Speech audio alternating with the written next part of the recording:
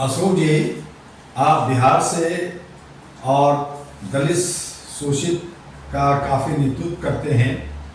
आप अच्छे वक्ता भी हैं। मैं जानना चाहता हूं कि बिहार की आज जो लोकसभा का चुनाव चल रहा है, वहां का वातावरण कैसा है, क्या महसूस कर रहे हैं? बहुत अच्छा सवाल किया आपने दुआ साहब।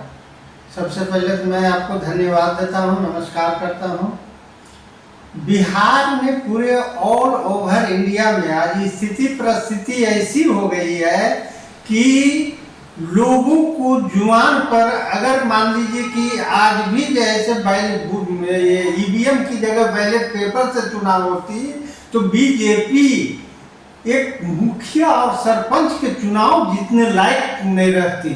लेकिन अब बिहार की बात पूछा आपने, बिहार की स्थिति ये है कि तेजस्वी जी, नीतीश जी तो पलटू राम है ही, और उन्होंने जब जैसे मोदी जी जब शिकंजा कसा कि उनके मंत्रियों पर, उनके सहयोगियों पर, तो तुरंत ही पलटी मार करके जैसे मोदी जी के पक्ष में आ गए, क्योंकि नीतीश जी भी घोटाले में फंसे हुए हैं। नीतीश जी की साफ सुथरा इमेज कौनो नहीं है। नीतीश जी जैसे वहाँ जो मध्य प्रदेश एमपी में जो व्यापक घोटाला हुआ था, उससे भी बड़ी घोटाला जैसे बिहार में जैसे करके बैठे हुए हैं नीतीश जी। तो लोगों को पता नहीं, हमारे ईबीसी ओबीसी एससी एसटी के लोग ये सब टचेबुल अनटचेबुल, इन लोग को जैसे पता ही नहीं चलता है कि स्थिति क्या है, कितनी भयावह है। लेकिन फिर भी मोदी जी की कोई वहाँ 2-4-5 सीट आ जाए नीतीश जी की चलते तो आ जाए। मोदी जी के टीम कह रहे हैं कि हम तो ईवीएम से और ईडी के डर से, सीबीआई का को डर दिखा करके हम तो 40 की 40 सीट जीतने जा रहे हैं। आप कह रहे हैं 2-4 आएगा, तो वहाँ पे दूसरा कोई विकल्प है क्या? क्या तेजस्वी जी अपना छाप दिखा पाएंगे? एक युवा नेता हैं, और दूसरी जो पार्टी है चिराग पासवान है, जो वो भी बीजेपी के साथ हैं। तो बिहार का कोई विकल्प आपको दिखता है क्या? हाँ, बिहार के विकल्प इसमें दिख रहा है कि लालू जी के अपेक्षा तेजस्वी यादव में एक जैसे भरा पूरा जैसे, और एक मतलब उनमें अलग छवि जैसे उभरने के लिए लोगों में देखने को मिल रहा है, और वो एक अच्छे कदम उठा रहे हैं जो सराहनीय है। आगे चल करके क्या करेंगे तेजस्वी जी, ये तो मैं नहीं बता सकता हूँ। लेकिन अभी की जो प्रेजेंट में उनका जैसे प्रेजेंटेशन है, जो उनका जैसे मैनिफेस्टो है, जो लॉजिकल दे रहे हैं, वो जैसे पब्लिक में जैसे एक सराहनीय पहल माना जा रहा है। लेकिन अशोक जी, मैं आपको रोक रहा हूँ। तेजस्वी जी के बारे में कहा जाता है कि उनके पिताजी चारा घोटाला में जेल में रहे। लालू जी अच्छे नेता थे, लेकिन वो भ्रष्टाचार में लिप्त रहे। और तेजस्वी अभी बच्चा है, उसने भी बहुत सारे कहीं न कहीं खामियां हैं। और इंडिया गठबंधन में वो जो आज परिपक्व बन करके आ रहे हैं, तो जनता जहां पे 14% यादवों की वोट है, क्या वो बाकी समाज को, मुसलमानों के 17%, दलित शोषित का वो वोट समेट पाएंगे?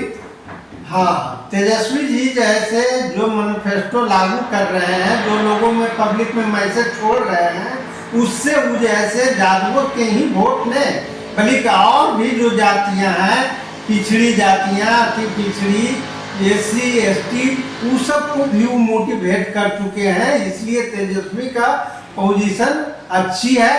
मैं एक दावे के साथ कह सकता हूँ कि तेजस्वी जी जैसे सोच में जैसे जो अपने सोच को उभारे हैं। अभी देखा था आपने जब वो तमिलनाडु में जैसे एमके स्टालिन जी के साथ ही जब गए तेजस्वी जी, जब वहाँ स्पीच देना शुरू किया इंग्लिश में, तो सारे जैसे मीडिया हो, चाहे जो भी हो, पब्लिक हो या उनके टीम के लोग हो, सबकी जैसे चेहरे पर एक उभार सा प्रकट देखने को मिला। क्योंकि तेजस्वी जी को सब समझते थे कि जैसे भोजू है, कुछ जानता नहीं है, लेकिन तेजस्वी जैसे लालू जी ने है, तेजस्वी जी लालू जी से हट करके हैं।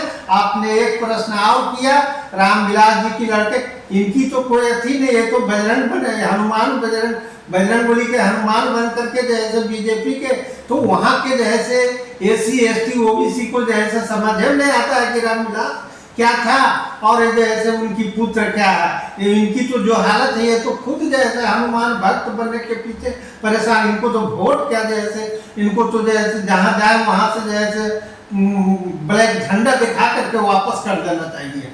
लेकिन मोदी जी कह रहे हैं कि ये सारे जो इंडिया गठबंधन वाले लोग हैं, ये सब जो है सब भ्रष्टाचारी लोग हैं, इनको हम जेल भेज देंगे। 72 और साल सारे के- लूट करके मुसलमानों को ये लोग बांटना चाहते हैं। तो ये जो नफरत की राजनीति के मुसलमान 17% बिहार में है, तो ऐसी सूरत में तेजस्वी जी क्या कुछ कहना चाहिए? मोदी जी किए क्या?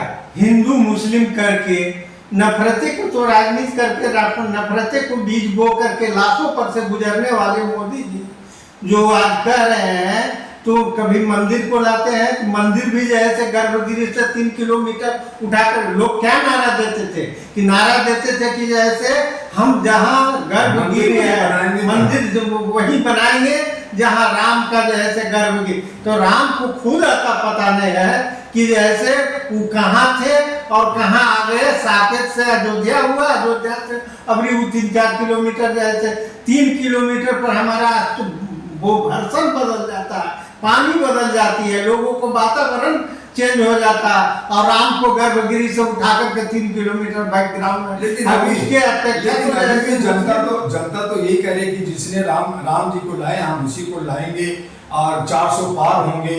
ऐसी सूरत में बिहार के अंदर क्या हवा है? क्या वहाँ पे कोई दूसरा विकल्प ढूंढ रहे हैं? क्या कोई दूसरी पार्टी अगर आए मानवता के नाम पे, तो क्या वहाँ की जनता क्या सोचती है? इस पे थोड़ा सा रोशनी डालें। वहाँ की जनता ये नहीं समझ पाती है भली भांति से कि जैसे राम एक जैसे काल्पनिक है, जबकि सुप्रीम कोर्ट भी कह चुका है हिंदू शब्द काल्पनिक है, जो कि सुप्रीम कोर्ट भी इसको जैसे अपने मैनिफेस्टो में जैसे दे चुका, ओपिनियन दे चुका है। लेकिन ये जो मोदी जी को सोच है, मोदी जी का सोच है कि जैसे फूट डालो रात करो। आपने देखा होगा कि जैसे इन्होंने रेल बेच दिया, तेल बेच दिया, मेल बेच दिया, सेल बेच दिया, आंतरिक है वो बेचना बाकी रहा। जो भी था वो जैसे वैक्सीन के मार्फत से जैसे यहाँ के लोगों को डैमेज कर दिए। गोलवरकर ने क्या कहा था कि भाई जैसे अगर किसी को राजा बने रहना पसंद करते हो या राजा बने रहना डिक्टेटरशिप लाना चाहते हो, तो यहाँ के 95% संपदा को जैसे किसी गिने चुने 2-4 आदमी के हाथों में डाल दो और तुम वहाँ डिक्टेटरशिप राज कर सकते हो। तो ये वहाँ की जैसे जनता को कैसे जनता को पढ़े लिखे तो समझते हैं, जनता तो समझती नहीं है, जानती नहीं है। वो 500 या कुछ भी जो है लालच में वोट दे देती है। तो वैसी हालत में और जजमान को और ठाकुर को वोट दे देती है। आपके यहाँ जो है ठाकुरगिरी चलता है, बैकवर्ड फॉरवर्ड की लड़ाई बिहार में चलता है। ऐसी सूरत में आप अभी बिहार में एक पूरा गांव को दलितों को जला दिया गया, तो ऐसी सूरत में आप क्या करेंगे? ऐसी सूरत में क्या करेंगे? तो ये तो जैसे हमारे लोग में कमी है, जैसे बैकवर्ड फॉरवर्ड सामंतवादी ये सब नाम देने वाले कौन है? यहाँ की सरकार की मीडिया। तो यहाँ के जैसे और ठाकुरों बाई, तो ये सब जो नाम देने वाले हैं, नामकरण करने वाले लोग हैं, तो ये वही लोग हैं और दूसरा इसमें कोई नहीं। कैसे हटाएंगे? कैसे? वही तो राज कर रहे हैं और राज करते रहेंगे, उनको हटाएंगे कैसे? एक बोर्ड बनाना पड़ेगा। जैसे ये बनाएगा, जैसे ये चाणक्य नीति अपनाते हैं उसी तरह से जैसे हमारे नीतियां चलेगी तो ये सब साफ हो जाएंगे, सब साफ हो जाएंगे। आया था एक समय कि कर्पूरी जी का जैसे कर्पूरी जी जब मैट्रिक पास करके या उनको पिताजी जैसे जजमरका का काम करते थे, लेके जब जैसे दरबारे पर ठाकुर साहब के पहुँचे तो पैर पर पसार करके चीजें पैर दबाओ, बहुत अच्छा तुमने नंबर लाया है।